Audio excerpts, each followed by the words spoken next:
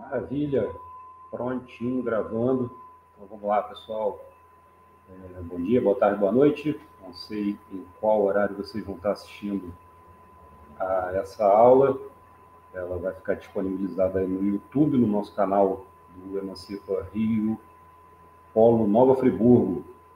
Então, primeiro me apresentar, eu sou o professor Arthur Schultz e serei o instrutor de Geografia aqui do nosso projeto. Então, já estou aqui a postos para a gente poder fazer aí uma primeira experiência com esse modelo online de vídeos. Então aproveita, ó, já vou fazer as vezes de youtuber aqui. Quem começou a assistir o vídeo já dá o like aí, se inscreve no canal, ativa os sininhos. Acho que é assim que fala, né? Não sei para que lado que aponta, onde fica, acho que é do lado de cá, porque assim, mais ou menos, para poder se inscrever e dar o like. Faz isso de uma vez, antes que esqueça. Vamos lá. Primeiro me apresentando, né? Eu sou Arthur Schultz, sou graduado em Geografia, mestre e doutor também em Geografia pela Universidade do Estado do Rio de Janeiro. E hoje eu trago aqui para vocês um primeiro contato aí com a disciplina de Geografia com o conteúdo de climatologia. O conteúdo de climatologia foi selecionado por ser um conteúdo que está sempre em voga, né? Para além de ser o assunto de elevador, né? As pessoas entram no elevador, a primeira coisa que falam é: esse tempo, como é que tá? Esse tempo tá maluco? Olha só, será que chove hoje? Será que vai vir aquele calorão de novo? Ou será que esfria? Aqui em Nova Friburgo, de onde estamos falando, o padrão é frio, mas há uns dias atrás aí teve realmente uma onda de calor que ficou bastante complicado. Aqui, muito quente realmente. Aliás, acho que o país inteiro ficou bastante quente por esses últimos dias. Nós estamos gravando isso aqui no final de novembro de 2023, então não sei quando vocês vão assistir isso, mas fica aí o registro. Essa gravação que a gente está fazendo aqui é uma espécie de experiência ou uma gravação piloto, né? Então, é possível que em alguns momentos hajam algumas falhas aqui, que eu me embole aqui na minha fala, mas eu também não sou craque em edição de vídeos, e pode acontecer também de passar uma moto aqui fazendo barulho, passar um ônibus fazendo barulho, alguma coisa assim, a gente dá uma pausa, deixa passar, depois continua direto. Eu preparei aqui hoje para a gente poder acompanhar a nossa experiência, vamos dizer assim, um slide, e que eu espero que dê tudo certo também com o slide, que ele passe direitinho e que vocês consigam visualizar aí bem para a gente poder ilustrar, vamos dizer assim, conforme a gente for falando sobre os conteúdos. Então a gente vai dar uma passada geral na questão da geografia em si, enquanto ciência, e depois a gente adentra nos conteúdos da climatologia. Vamos lá, vamos torcer para dar tudo certo. Então, vou colocar aqui o slide na tela. Ó, que beleza. Vou fazer um teste aqui, por exemplo. Aí, maravilha. Só apertar na setinha que ele passa para o lado. Então, aí está aí o banner inicial com a disciplina, meu nome de instrutor, Arthur Schultz, e o Polo Nova Friburgo, que é para o qual nós estamos trabalhando nesse projeto. Então, primeiramente, no slide inicial, a gente vai dar uma geral na ciência geográfica. Afinal de contas, essa é a nossa experiência piloto aqui, e a gente não pode adentrar no conteúdo diretamente da climatologia sem primeiro entender o que é a geografia. Então, a gente considera a geografia como uma ciência social. Isso está embasado em diversos autores, mas principalmente no professor Roberto Lobato Correia, professor da UFRJ, uma fera e uma grande referência dentro da nossa ciência da geografia. O professor Roberto Lobato Correia, ele coloca que a geografia é uma ciência social, só que ela precisa se diferenciar de outras ciências sociais que também existem. Exemplo aí da sociologia, da história, da antropologia, ou seja, de todas essas ciências que se preocupam, afinal de contas, com as explicações sobre a sociedade. Então, no que diferencia a geografia dessas demais ciências, como que a gente pode localizar a geografia ali no grupo das ciências sociais. A gente diferencia a geografia pelo fato dela se preocupar com a organização espacial das sociedades. Então, já passamos aí para o segundo tópico desse nosso primeiro slide, né?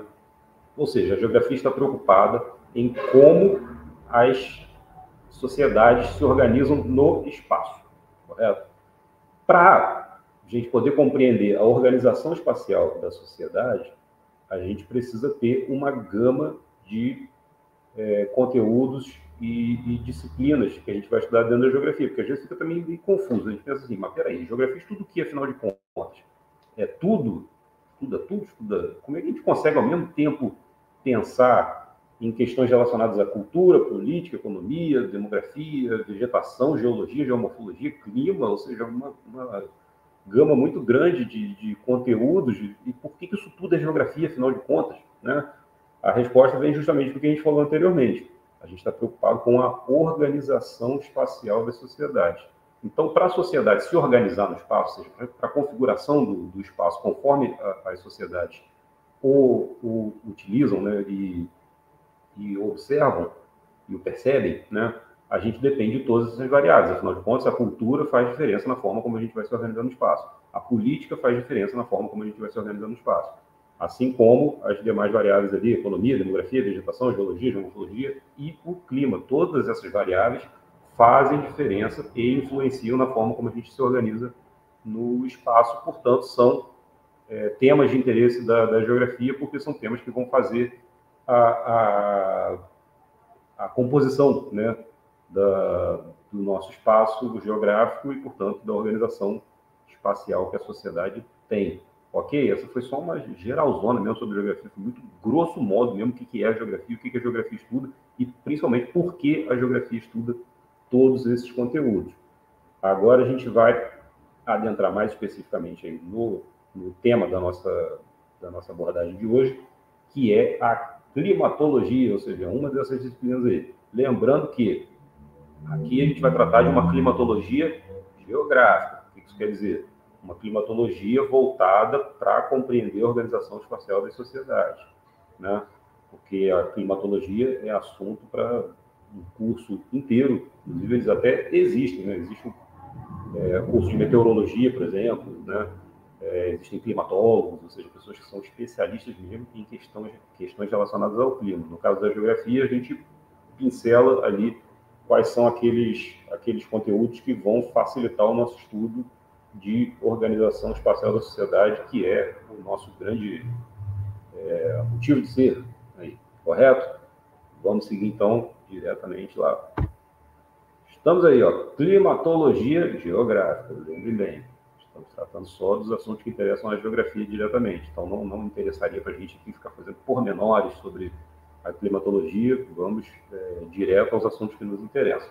Então, primeiramente, eu já até adiantei, enquanto falava no slide anterior, aplicar os estudos climatológicos à ciência geográfica, ou seja, só o que interessa para a gente.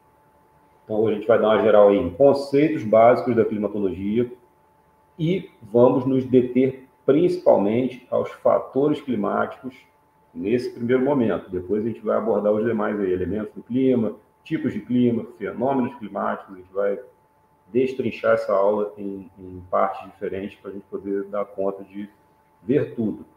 Por que primeiro a gente vai partir dos chamados conceitos e fatores climáticos? Os conceitos é porque eles são base mesmo, né? A gente precisa conhecer os conceitos e saber do que a gente está falando, né? Eu vou pegar alguns primeiros conceitos básicos ali, mas ao longo das explicações que eu for fazendo pela frente, outros conceitos vão acabar surgindo. Então, a gente, toda vez que surge um conceito, a gente fala dele, que é para a gente poder entender, porque não adianta nada eu ficar falando aqui também, estou falando de amplitude térmica, estou falando de, enfim, outros conceitos que aparecem se a gente não sabe o que é, não adianta nada, né? Eu estou falando aqui sobre um determinado conteúdo, estou usando um conceito e a gente não conhece o conceito. Aí nada funciona, né? Aí não anda. Então a gente vai, toda vez que surgir um conceito, a gente explica o conceito, daí a gente segue. E os fatores climáticos, eles são aí o suprassumo, vamos dizer assim, é o operacionalizador dos estudos em climatologia. para a gente poder entender aquelas questões que a gente falou, né? Tipos de clima, fenômenos climáticos, o comportamento dos elementos do clima. Falei que ia passar carro barulhento aí na rua, às vezes quando acontece. Para a gente poder compreender, né, os elementos do clima, os tipos de clima, fenômenos climáticos, para compreender isso tudo, os fatores climáticos são o nosso instrumentalizador, ou seja, entendendo eles é que a gente entende todo o restante. Hoje a gente vai se deter, então, aos fatores climáticos. Vamos direto para eles, então? Vamos embora lá. Temos aí conceitos básicos, conforme prometido. Primeiro conceito que a gente precisa compreender: tempo é diferente de clima. Quando você está no elevador lá, que você entrou no elevador, não tem assunto nenhum para você falar com a pessoa que está do seu lado do elevador, a primeira coisa que a gente fala é: será que chove? Será que hoje vai fazer aquele calorão? Ah, eu vou levar um casaco, porque sabe como é que é, né? Pode esfriar a qualquer momento. A gente está falando de quê? Estamos falando de tempo. Por quê? O que é o tempo? O tempo é o estado momentâneo da atmosfera. Lembrando, tudo que a gente vai tratar dentro de climatologia se refere ao comportamento da atmosfera. O que é a atmosfera? A camada de ar que envolve o nosso planeta. Essa aqui que eu vou até respirar agora. Enchi meu pulmão de atmosfera aqui agora, né? Então, a camada de ar que envolve o nosso planeta é a atmosfera, e o comportamento dessa camada de ar é o que interessa principalmente para a gente aqui no estudo de climatologia. O comportamento momentâneo da atmosfera, ou seja, como a atmosfera está se comportando num determinado momento, a gente chama de tempo. Então, se está chovendo, é o tempo está chuvoso. Se não está chovendo, quer dizer que o tempo está, pode ser que esteja seco, né, no caso. Mas, vamos supor, agora, nesse momento aqui, vou olhar pela janela aqui, ó, não está chovendo aqui em Nova Friburgo. Isso quer dizer que Friburgo é um deserto, porque não está chovendo agora? Não, só quer dizer que não está chovendo agora, né? Ou seja, o tempo se refere ao estado momentâneo da atmosfera, como ele está se comportando nesse momento. Já o clima se refere a um conjunto de tempos que, ao longo de diversos anos se estudando, se consegue obter um padrão de regularidade, ou seja, como que o tempo vem se comportando ao longo dos anos, né? Então, já existem estudos já bastante desenvolvidos sobre climas dos lugares, e nos climas dos lugares a gente observa os padrões de regularidade, ou seja, chove em determinada época do ano, chove essa quantidade em determinados meses, né? Então você tem aquela quantidade de chuva esperada para determinado mês, você tem situações em que o calor se concentra em determinados meses, outros meses faz mais frio, as temperaturas têm variações mais ou menos previstas para determinado mês, e eu falo sempre assim, previstas, mais ou menos, porque as variações acontecem e, por vezes, as coisas perdem um pouco, saem um pouco da média do que está habituado para aquele determinado local. Isso a gente vai ver lá na frente em fenômenos climáticos. Vamos abordar aí o El Niño, por exemplo, que aconteceu esse ano e que deu aquele calorão, né? Estava relacionado também ao El Niño. Isso aí é uma questão mais lá para frente, a gente ainda vai chegar lá. Por enquanto, a gente só está nos conceitos básicos. Portanto, para deixar bem definido aqui, tempo, estado momentâneo da atmosfera, como a atmosfera está se comportando num determinado momento. Clima, sucessão de tempos ao longo dos anos, que faz com que a gente possa estabelecer padrões de regularidade no tempo dos lugares. Isso vai ser o clima, ok? Então, os primeiros dois conceitos aí estão na conta.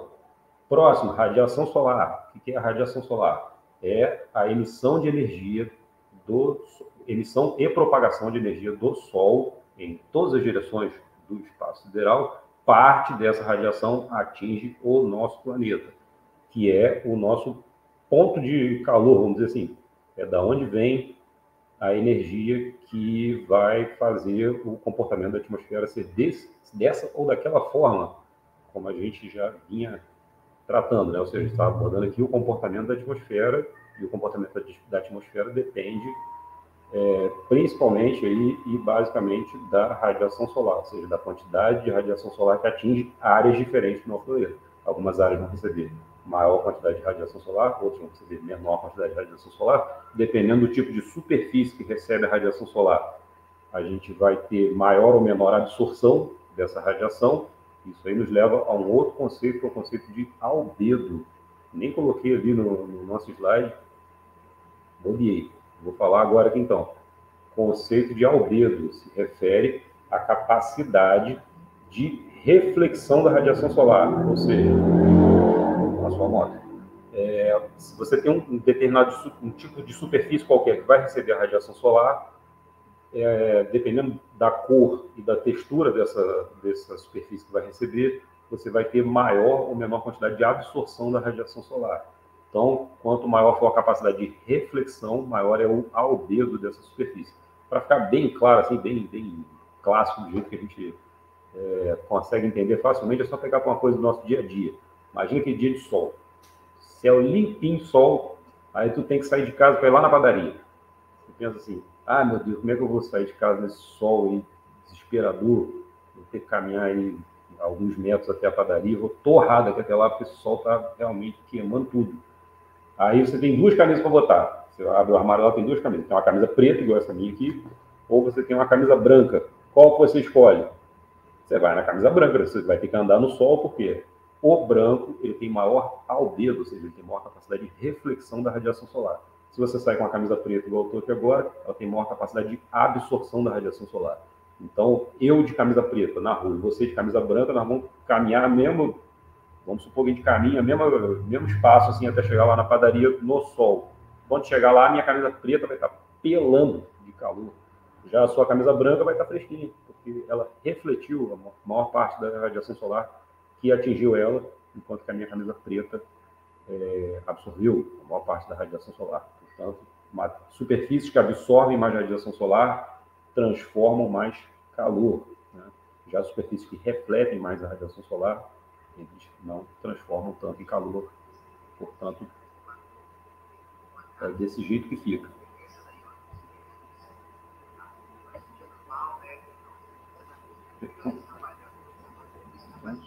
Estão saindo aqui, desculpa, era meu celular. Vamos lá. A absorção e condução, portanto, são diretamente ligados aí ao albedo e à radiação solar, né? Ou seja, a absorção está ligada à questão do albedo que eu falei, e a condução é como que o calor que é absorvido da radiação solar ele vai se propagando, né? De uma superfície para outra, ou mesmo dentro da mesma superfície. Então, o asfalto, por exemplo, conduz calor de uma determinada forma, e a atmosfera recebe esse calor a partir da radiação que é absorvida pelas superfícies, ok? Esses são os primeiros conceitos básicos aí, é só o basicão mesmo que a gente tem que compreender para poder começar o nosso estudo, poder iniciar ele. Lembrando que a atmosfera ela se aquece muito pouquinho pela radiação solar que atravessa ela diretamente. Então tá lá o solzão lá em cima, batendo em cima da gente aqui, e o ar tá quente. Aí você pensa assim, é porque o sol tá passando aí pelo ar e tá esquentando ele. Entendeu? Não é assim que acontece.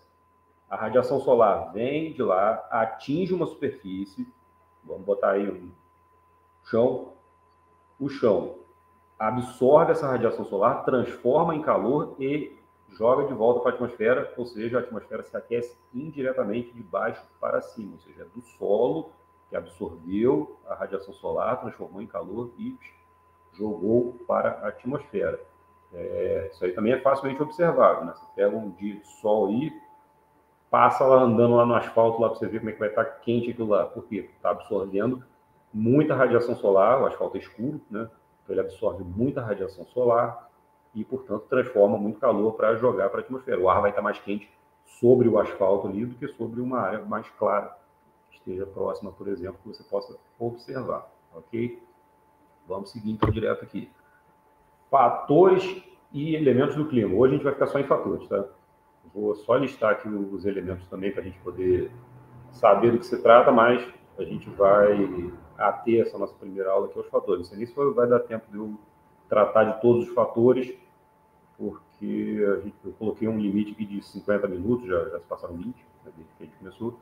Então a gente corta aí essa primeira parte próximo dos 50 minutos e depois a gente continua numa parte 2, parte 3, 4, ou seja, quantas forem necessárias até a gente esgotar esse conteúdo. Vamos lá. Quais são os fatores climáticos? Ou antes até de falar quais são, o que são fatores climáticos? Fatores climáticos são aquelas variáveis que influenciam no comportamento da atmosfera. Ou seja, são os fatores que vão fazer com que a atmosfera seja dessa ou daquela forma. Quente ou frio, úmido, seco, né? Ou seja, os fatores climáticos são o nosso instrumentalizador, mesmo como eu havia falado antes. Quais são os fatores climáticos? Latitude, altitude, circulação geral da atmosfera, correntes marítimas, maritimidade e continentalidade, vegetação, relevo e ação humana. Nós vamos ver um por um o que são e como eles atuam influenciando o comportamento da atmosfera, correto? E dependendo de como os fatores climáticos estão atuando, ou seja, dependendo de que grau de latitude você está, qual o ponto de altitude, se está, como que funciona a circulação geral da atmosfera nessa região, se tem influência de correntes marítimas ou não, se está mais para próximo do mar ou mais para dentro do continente, qual o tipo de vegetação que você tem no lugar, qual o tipo de relevo que você tem no lugar, qual o grau de atividade humana que você tem nessa determinada localidade. Dependendo disso tudo, você vai ter a definição dos elementos do clima. Então, o primeiro elemento do clima, temperatura, vai estar mais calor ou menos calor, dependendo da atuação dos fatores climáticos. Pressão atmosférica, ou seja, maior ou menor pressão atmosférica, dependendo da atuação dos fatores climáticos. Umidade do ar, ou seja, quantidade de vapor d'água suspenso na atmosfera, vai depender da atuação dos fatores climáticos. E as precipitações, né, porque aí vamos traduzir basicamente aí como chuva e neve. Chuva é o principal, né? Ou seja, a quantidade de chuvas num determinado lugar vai estar diretamente ligada a quais fatores climáticos e como eles estão atuando sobre essas regiões. Vamos lá. Primeiro fator, latitude. A gente começa sempre com a pergunta, mas o que é latitude? O que é isso? Do que estamos falando? Latitude, pelo conceito, é a distância em graus, já que o nosso planeta se trata de uma esfera, entre a linha do Equador e os polos. O que isso quer dizer? Isso quer dizer que qualquer ponto na superfície do nosso planeta, ou seja, qualquer lugar na superfície do planeta, qualquer localidade da superfície do planeta, ela vai estar a alguma distância entre o Equador e os polos. Então, olhando na figura ali que a gente tem ali embaixo, a gente observa que nós podemos dividir essa circunferência aí do nosso planeta em 4 partes de 90 graus. A circunferência completa seriam 360 graus, como vocês já sabem muito bem disso, vocês prestam atenção nas aulas de matemática, já sabem disso muito bem. Então, a gente vai ter do grau 0 ao 90 norte e do grau 0 ao 90 sul. Qualquer ponto na superfície do nosso planeta vai ter que estar aí entre 0 e 90 graus para norte ou para sul, né? Então, aqui, acho que eu não consigo mexer aqui na imagem do que ela faz, não. Enfim, observem ali na imagem do globinho ali, para o canto inferior direito, a gente tem ali mais ou menos ali o Brasil, né? Que é onde a gente está agora. Então, observem ali que determinadas faixas do território brasileiro vão estar em latitudes diferentes. Ou seja, tem partes do Brasil mais próximas do Equador, tem partes do Brasil mais próximas do trópico ali de Capricórnio, que é, aqui na marcação aqui está 30 graus, né? O trópico é mais ou menos 23, né? Mas aí para ficar mais didático e fácil de visualizar, essa imagem foi dividida em partes de 30 graus. Então, a linha do Equador, que é essa linha imaginária que circunda o nosso planeta bem no meizão lá dele, é o grau 0, certo? E se você avança em direção ao norte, você vai aumentando a sua latitude até o limite de 90, que é o polo norte. Se você avança na direção sul, você vai caminhando na direção sul, você vai aumentando a latitude até o limite de 90, que é o polo sul, ok? Então, qualquer ponto na superfície do planeta vai estar a alguma distância aí entre o Equador e os polos, para norte ou para sul. Aí você fala, tudo bem, eu já entendi o que é latitude, já explicou aí, já falou um monte de vezes, mas o que isso tem a ver com clima, por que a latitude, ou seja, por que está mais próximo do Equador ou mais próximo do Polo, faz diferença no clima, né? Isso é mais mole que mastigar água. Nós já sabemos, até por experiência própria, que regiões mais próximas do Equador são mais quentes, regiões mais próximas dos polos são mais frias. Sempre que a gente vê uma imagem, né? Polo Sul, a gente está vendo lá a Antártida, o que a gente vê na imagem? Gelo, basicamente, ou seja, frio, muito frio. Né? Não é frio igual a gente sente aqui quando faz friozinho, tem que botar um casaco, não. É frio mesmo, né? É questão aí de menos 50 graus, às vezes, é muito frio. É por isso que é tudo gelo, né? Por isso que a gente só vê gelo naquelas regiões, por causa do frio extremamente intenso. Mas aí você pensa, mas por que no polo é gelo e próximo do Equador é calor e sol torrando o lombo da galera? Por causa da inclinação que a radiação solar vai atingir as superfícies. Mais próximo do Equador, a radiação vai atingir de forma perpendicular, ou seja, ela vai bater retinho em cima da superfície. Então, imagina que minha mão aqui, ó, a minha mão é uma superfície no Equador, e o meu dedo aqui em cima é a radiação solar. Próximo do Equador, ela bate retinho, ó. Então, a radiação bate perpendicular à superfície, ela vai, bate retinho ali. Isso faz com que uma área menor receba uma grande quantidade de radiação solar e, portanto, absorva muito calor para ser irradiado para a atmosfera. Já quando é próximo do polo, imagina que a minha mão de novo aqui é uma superfície próxima do polo. Ó. A mão aqui, a radiação solar não vai bater retinha igual ela bate no Equador, ela vai bater inclinada. Isso vai fazer com que aconteça o quê? Você tenha um espalhamento maior da radiação. Então, a radiação se espalha por uma área muito maior, ou seja, você tem menor concentração de radiação solar quando você divide por uma superfície muito maior. Então, próximo do Equador, o que acontece? Concentração do calor numa área pequena, logo, maior quantidade de calor a ser emitido para a atmosfera. Quanto mais próximo do polo, o que você vai ter? Maior dispersão desse calor por uma área muito maior, a mesma quantidade de calor. Então, imagina a mesma quantidade de calor atingindo o Equador e atingindo o polo. Quando é no Equador, é numa área pequena, então concentra o calor numa área pequena. Quando é próximo do polo, dispersa o calor. Então, é a mesma quantidade de calor para uma área muito maior. Logo, você tem dispersão desse calor e, portanto, mais frio. Tem uma outra imagem aqui que ele vai ajudar a gente a observar isso melhor. Olha lá, veja bem. Então, nós temos dois feixes de luz solar aí, né? Ou seja, dois feixes de radiação solar, uma atingindo a área B, próxima do Equador, e outra atingindo a área A, mais para próxima do polo. Não está nem lá tanto no polo, não, está no meio do caminho ali. Né? Um pouco depois do Trópico de Câncer, se a gente considerar que a parte de cima ali é o Polo Norte. Correto? Vamos lá. Ou seja, percebam que o feixe de luz é do mesmo tamanho, né? Tanto a que atinge a área B quanto a que atinge a área A. Ou seja, se eles são do mesmo tamanho, é a mesma quantidade de radiação solar, a mesma quantidade de energia, a mesma quantidade de calor a ser absorvido. Quando atinge a área próxima do Equador, você tem mais ou menos a área do mesmo tamanho do feixe de radiação. Ou seja, o calor fica concentrado numa área pequena. Agora perceba que quando vai chegando lá para perto do A, o tamanho da área que vai ser atingida pela radiação é muito maior. Logo, você vai ter uma dispersão. Quer ver? Tem uma analogia boa para a gente fazer. Tem duas, na verdade. Eu vou fazer a pior primeiro, depois eu faço melhor. A pior analogia, não é tão ruim assim. É você pegar uma lanterna, imagina uma lanterna assim, ó, você aponta a lanterna para uma superfície, uma mesa, ok. Se você apontar a lanterna retinha para a mesa, o que vai acontecer? A luz da lanterna vai estar concentrada numa região pequena, então você vai ter maior iluminação naquela região. Imagina que você está numa sala escura, só tem uma mesa e uma lanterna.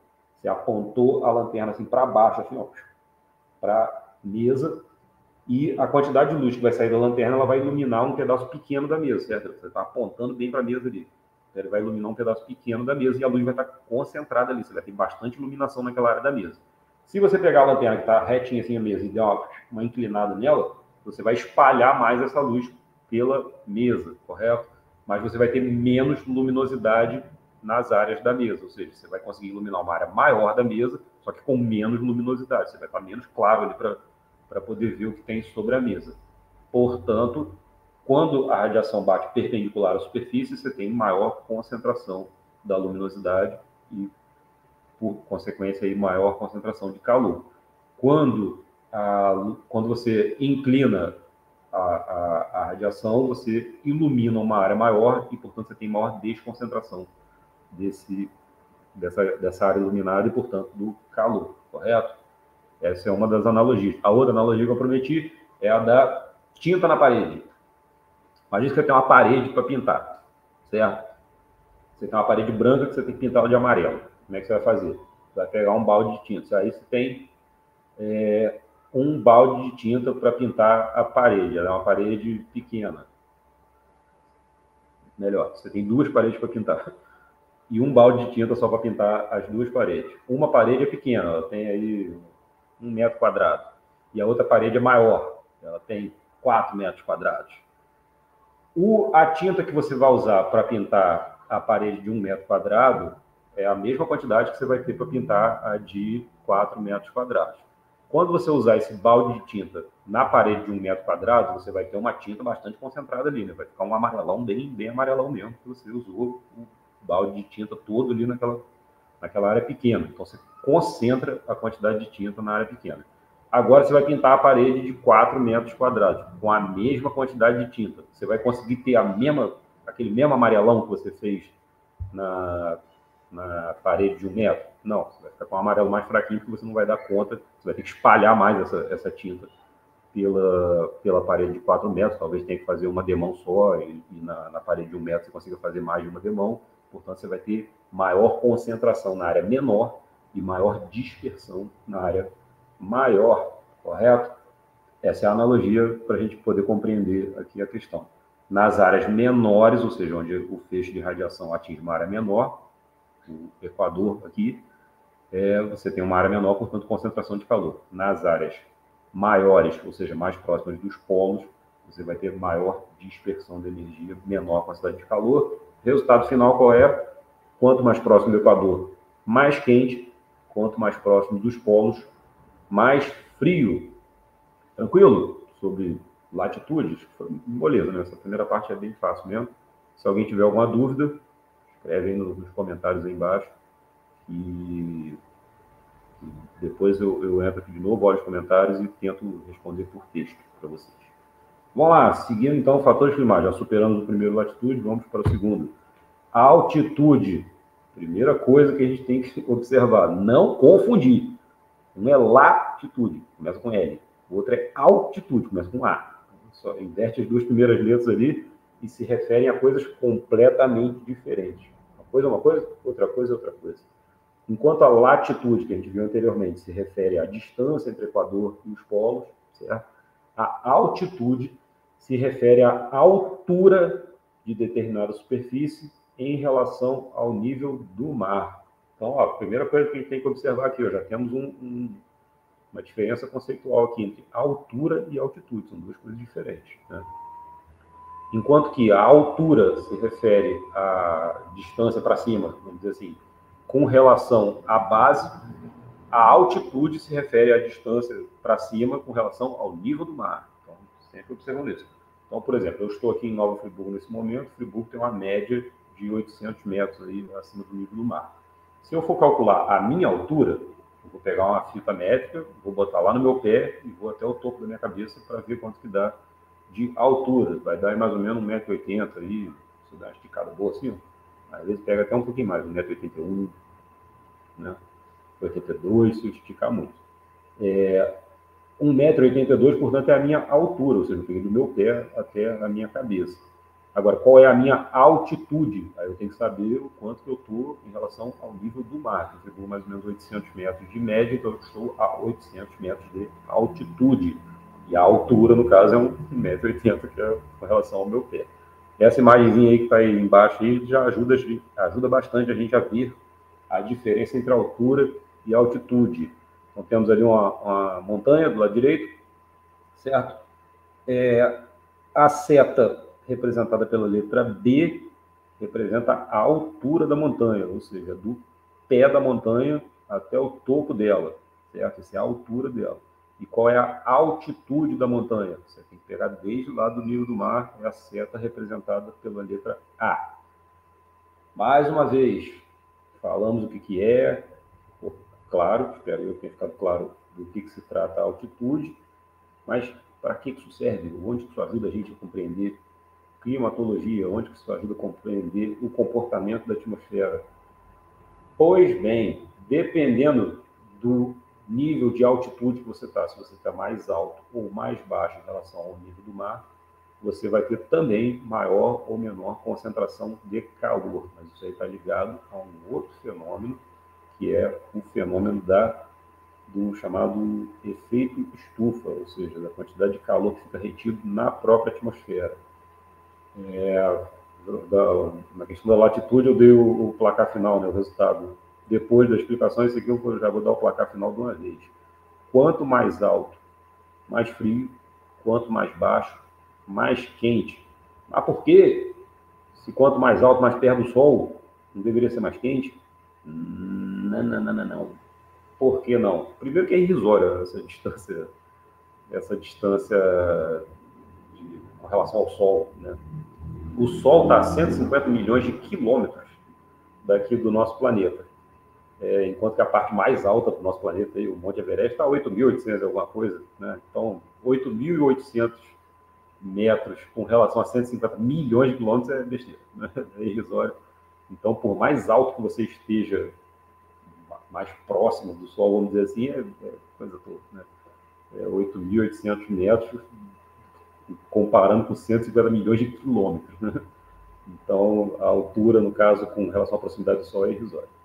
Mas por que então que quanto mais baixo vai ser mais quente e quanto mais alto, mais frio?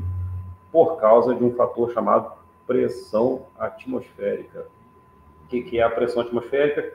É o peso do ar sobre a superfície. Então, o ar também está exercendo peso sobre a superfície, certo? Qualquer objeto que seja mais pesado que o ar está ali preso no chão, certo? Por estar sujeito à lei da gravidade, correto? Então, se eu pegar qualquer objeto e soltar assim, ele cai na direção do chão, porque está sendo atraído para o centro da Terra, correto? O ar também está ali sendo atraído para o centro da Terra, ele está preso ao chão aqui também. E nós temos que, quanto mais baixo, maior vai ser a compressão do ar próximo da superfície, ou seja, ele vai estar mais peso ali nas partes mais baixas, comprimindo o ar próximo da superfície. Ao comprimir o ar próximo da superfície, você vai ter uma maior concentração dos gases. Os gases vão estar mais pertinho do outro, né? Vão estar mais juntinho um do outro. Então, essas coisas que eu estou falando aí no próximo slide vai dar para visualizar melhor. Então, a gente tem que a compressão dos gases próximo da superfície gera uma concentração maior das moléculas dos gases, que impede o calor que é produzido pelo chão. Lembra que a gente falou lá no início, né, que aquece a atmosfera é o calor que sai do chão, né, depois de absorver a radiação solar. Então, os gases comprimidos ali próximo da superfície, eles impedem que o calor que sai do chão se perca pela atmosfera, né? Quanto maior a pressão atmosférica, maior é a concentração dos gases e, portanto, maior retenção do calor próximo da superfície. Quando você vai para a parte mais alta, o que você tem? Quanto mais alto, menor a pressão atmosférica, ou seja, menor a compressão dos gases, menos juntinhos as moléculas dos gases vão estar. E isso vai fazer com que o calor se perca mais facilmente, porque vai ter mais espaço para escapulir e se perder pela atmosfera para cima aí, correto? Então, vocês já devem ter observado aqueles vídeos que o alpinista vai subir na montanha lá, vai subir na montanha, e conforme ele vai subindo em altitudes mais elevadas, ele vai ficando com dificuldade para respirar, correto? Por quê? Porque tem menos disponibilidade de ar para ele respirar mesmo. A pressão atmosférica é menor, portanto os gases estão menos concentrados. Por estarem menos concentrados, ele tem menos disponibilidade de ar para respirar mesmo. Outro exemplo também bom, a gente que mora aqui na América do Sul observa isso com frequência, para quem gosta de futebol, os jogos da Libertadores da América e da Copa Sul-Americana. Como é que funciona? Vamos supor um jogo aí qualquer no Maracanã. Maracanã se localiza na cidade do Rio de Janeiro, portanto, ao nível do mar. Quando um jogador chuta uma bola no Maracanã, o que acontece? A bola faz uma trajetória rompendo a resistência do ar ali, ou seja, tem uma certa concentração de gases ali que vai batendo na bola e vai fazendo ela ir agarrando até ela fazer o movimento que o jogador previu ao dar o chute. Então, ele faz um lançamento lá, ele prevê que a bola vai cair mais ou menos ali, porque ele está calculando ali a força que ele tem que colocar na bola e o atrito que essa bola vai fazer com o ar durante o movimento. Então, ele, dá para ver, ele chutou a bola e ele prevê que a bola vai fazer esse movimento aqui. Então, ele está calculando tudo ali na cabeça dele ao mesmo tempo. A força que ele tem que imprimir na bola para fazê-la levantar e rompendo a resistência do ar. Conforme vai atritando com o ar, ela vai descendo por lei da gravidade também, vai sendo atraída de volta para o chão. Correto? Ele faz esse cálculo aí. Aí esse mesmo jogador que está acostumado a jogar no Maracanã, a chutar a bola de uma determinada forma para ela fazer um determinado movimento, ele vai jogar lá na altitude, vai lá para Bolívia, jogar na altitude um jogo lá da Libertadores ou da Copa Sul-Americana. Ele vai tentar fazer esse mesmo lançamento que ele fez no Maracanã, imprimindo a mesma força na bola e esperando que ela vá fazer o mesmo movimento. O que acontece? Dá tudo errado. Por quê? Porque a resistência do ar lá é menor, porque tem menos ar para fazer atrito com a bola. Então, quando ele chuta a bola lá na Bolívia, dependendo de onde for na Bolívia, chutou a bola, tem menos ar, a bola não tem tanto atrito para ir agarrando a bola no meio do caminho, então a bola vai lá longe. Ele estava imaginando que ele ia fazer um lançamento para o cara que está ali perto dele, a bola acaba caindo lá do outro lado, justamente porque tem menos ar para fazer atrito com a bola e gerar resistência no movimento da bola. Portanto, em regiões mais altas você tem menos ar, menos concentração de gases. E de novo, de jeito que isso ajuda a gente na climatologia, vamos ver a próxima imagem que ela vai elucidar isso para a gente. Tá aí a imagem ajudando a gente. Então perceba que tem um quadradinho pequenininho aqui do lado esquerdo, no qual a gente consegue observar que quanto mais próximo da superfície, maior a concentração dos gases. Então repare ali, ó, aqueles vários pontinhos pretos ali estão representando os gases que compõem a atmosfera. Então, quanto mais perto do planetinha ali, ó, mais juntinhos estão os pontinhos pretos, ou seja, maior concentração dos gases. Conforme vai subindo, olha lá, vai diminuindo a concentração dos gases, vão ficando mais afastados uns dos outros, mais dispersos, né? Então, isso faz com que, próximo da superfície, tenha maior retenção de calor.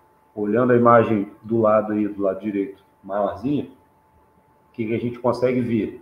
Sobre as áreas mais baixas, ou seja, as áreas ao nível do mar, você tem uma coluna de ar maior, certo? Essa coluna de ar faz com que o ar exerça mais peso sobre a parte mais baixa, portanto, concentrando os gases na parte mais baixa. A coluna de ar que está lá na área montanhosa, ela é menor, certo? Você tem menos ar para cima da área mais alta e mais ar para cima da área mais baixa. Na região montanhosa, portanto, a coluna de ar menor exerce menos peso sobre a superfície, portanto, desconcentra os gases. Então, nas áreas mais altas, você vai ter gases mais dispersos. Nas áreas mais baixas, você vai ter gases mais concentrados. Aí, quando a radiação solar bate na superfície, transforma em calor e joga esse calor para a atmosfera, na parte mais baixa, você vai ter uma concentração maior de gases retendo esse calor. Imagina assim, ó. Isso aqui é a parte mais baixa da atmosfera. Você tem uma barreira de gases ali, ó, na hora que o calor bate, ele prende ali, ó, não consegue se perder. Então, o calor fica retido próximo da superfície nas áreas mais baixas. Quando você está numa área mais alta, vou botar aqui uma coisa mais aqui, ó, desconcentrou os gases. Então, o calor vem, ele escapole, se perde pela atmosfera. Portanto, nas partes mais baixas, voltando lá ao nosso resultado final que a gente tinha falado, nas partes mais baixas, o que a gente tem? Maior pressão atmosférica, maior concentração de gases, maior retenção de calor. Nas partes mais altas, o que a gente tem? Menor pressão atmosférica, menor concentração de gases, maior perda de calor. Logo, quanto mais baixo, mais quente. Quanto mais alto, mais frio. Que beleza, hein? Já vimos aí 2 fatores climáticos. Deixa eu ver quantos minutos já utilizamos. 45 minutos. Estou receoso de não conseguir em 50 minutos abordar mais um fator. Deixa eu só ver qual que é aqui, que eu nem lembro mais. Circulação geral da atmosfera. Ainda saiu meio torto o quadrinho ali, tá apagando uma parte do desenho, do texto. Vamos lá, eu acho melhor deixar a circulação geral da atmosfera para uma próxima parte, porque essa aí realmente demanda um pouco mais de explicação. Deixa eu ver se tem alguma aqui na frente que eu consiga explicar de uma vez. E aí, saiu tudo meio desconfigurado ali. Vamos ver vegetação. Vegetação é rapidinho, dá para a gente fazer dentro dessa primeira aula mesmo. Então, o que é a vegetação? Do que se trata? A vegetação é a cobertura vegetal de uma determinada área, ou seja, é o tipo de bioma que se desenvolve ali, quais são os tipos de plantas que se desenvolvem ali, qual é o porte, principalmente, dessas plantas que se desenvolvem ali e de que forma que elas interagem com a atmosfera, né?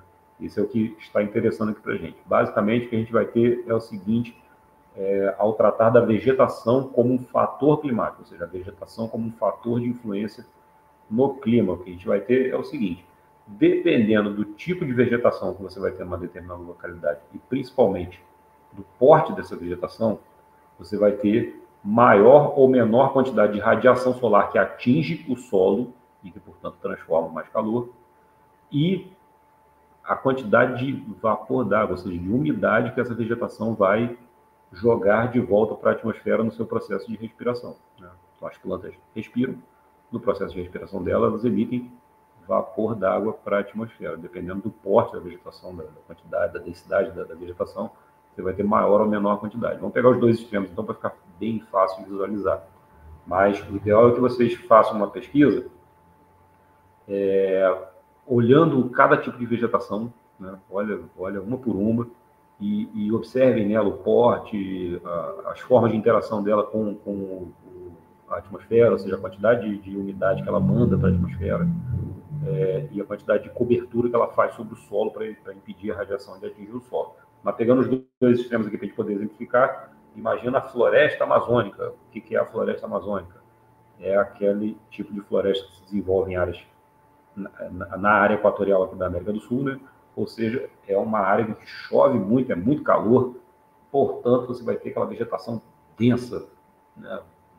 As árvores próximas umas das outras, ali, muita vegetação, e o porte delas são altas, né? São árvores altas e com folhas largas, são chamadas também florestas latifoliadas. Lati vem de grande, né? Largo, né? Folhado de folha, né? Então, quer dizer, são florestas com folhas largas. As folhas que desenvolvem ali são largas, para quê? Para poder perder bastante umidade mesmo, né? No processo de respiração, ela joga bastante umidade para a atmosfera, porque você tem grande quantidade de umidade e de precipitações nessas regiões. Então, se chove muito, ela absorve muita água, ela precisa perder essa água. Então, ela perde no processo de respiração, emitindo grande quantidade de umidade para a atmosfera. Portanto, o balanço ali da interação entre vegetação e atmosfera se dá nesse sentido, né? Muita chuva, tem muita disponibilidade de água. Até há pouco tempo aí a gente teve um período de seca naquela região que é totalmente anormal, mas em situações regulares você tem grande quantidade de chuva na região amazônica e, portanto, a adaptação da floresta à condição ambiental é essa, de emitir grande quantidade de umidade para a atmosfera. A umidade, inclusive, da floresta amazônica, ela é, em parte, responsável pelas chuvas que a gente tem aqui no Sudeste, né? Depois, quando a gente for ver a circulação geral da atmosfera, a gente vai ver que existe uma movimentação do ar através do planeta que pega a umidade de uma região e joga para outra região, pega calor de uma região e leva para outra, né? São aquelas chamadas massas de ar, né? Frente fria, frente quente. Você vai ver isso tudo aí mais para frente. Então, dessa circulação aí da atmosfera, você vai ter a umidade da Amazônia, por exemplo, chegando aqui no Sudeste, né? E uma das preocupações óbvias é o desmatamento da Amazônia impacta diretamente na quantidade de chuvas que você vai ter aqui no Sudeste, porque você vai ter menos umidade sendo emitida lá para poder chegar até aqui e gerar chuvas. Há alguns relatos, inclusive, que demonstram diminuição de garoas em São Paulo, né, que estariam diretamente ligados à diminuição da floresta amazônica lá também, né? São estudos mais específicos. Portanto, eu já peguei um extremo, né, que é a floresta amazônica, ou seja, muita quantidade de folhas largas, emitindo grande quantidade de umidade para a atmosfera, e o exemplo oposto são áreas desérticas ou semidesérticas, no qual é o tipo de vegetação que você tem lá? Basicamente cactos, né? E os cactos, qual é a característica deles? Eles não têm folhas para perder umidade no processo de respiração, eles têm espinhos, né? É através dos espinhos que eles fazem lá o processo de respiração e não perde água. né? Eles retêm água neles porque a condição do ambiente é justamente essa, de pouca água mesmo, né? Não tem muita água para perder e, portanto, precisa reter, né, o máximo de água que podem. Inclusive, se você abrir um cacto lá, você vai ver que tem água dentro, né? Eles retêm água dentro deles para se adaptar à condição do ambiente. Então, os dois extremos seriam esses, né? Uma floresta, no caso equatorial, emitindo muita quantidade de umidade para a atmosfera, e a outra, a vegetação desértica, retendo água nela e emitindo quase nada de umidade para a atmosfera, até porque ela não tem disponibilidade também de repor essa umidade. Se ela perder para a atmosfera, ela vai secar, né? E a adaptação que os cactos fizeram ao longo do processo evolutivo foi justamente desenvolver espinhos para poder respirar sem perder umidade. Correto? Chegamos aos 50 minutos aqui, olha que beleza. Passou rapidinho. Essa foi a nossa primeira parte. É uma espécie de vídeo piloto aí, ou seja, a gente fazendo testes para ver se funciona. Mais para frente, quando tiver numa situação mais adequada, quando a gente já estiver mais se dando melhor com a tecnologia, vamos dizer assim, aí a gente cria até vinheta para começar o vídeo, cria vinheta no meio do vídeo para fazer um intervalo, beber uma linha, a gente faz uma vinheta de encerramento, vai ficar bonito isso aqui. De todo modo, eu agradeço a atenção de todos vocês e vejo vocês aí numa próxima. Quem não se inscreveu, se inscreva, por favor, no canal, dê o like. Não que esse canal tenha qualquer pretensão de me tornar um youtuber, mas para divulgação mesmo dos conteúdos que a gente desenvolve aqui no projeto, e de vão ter grande serventia para alunos que vão fazer vestibular, para alunos que estão precisando, às vezes, de um reforço escolar, né? Que é a parte que me cabe aqui no projeto, fazer reforço escolar e pré-vestibular dentro da geografia. Então, os conteúdos vão estar disponíveis aqui para quem puder e quiser assistir. Portanto, dê o like aí e se inscreva no canal para receber e ative o sininho, né, para receber as notificações e saber quando que tem vídeo novo. Em breve eu posto a segunda parte dessa aula. Então, um abraço para todos vocês. Espero que o áudio tenha ficado bom, né, e audível. E aos poucos a gente vai melhorando aqui a qualidade dos vídeos. Abraço, pessoal. Até a próxima parte. Tamo junto.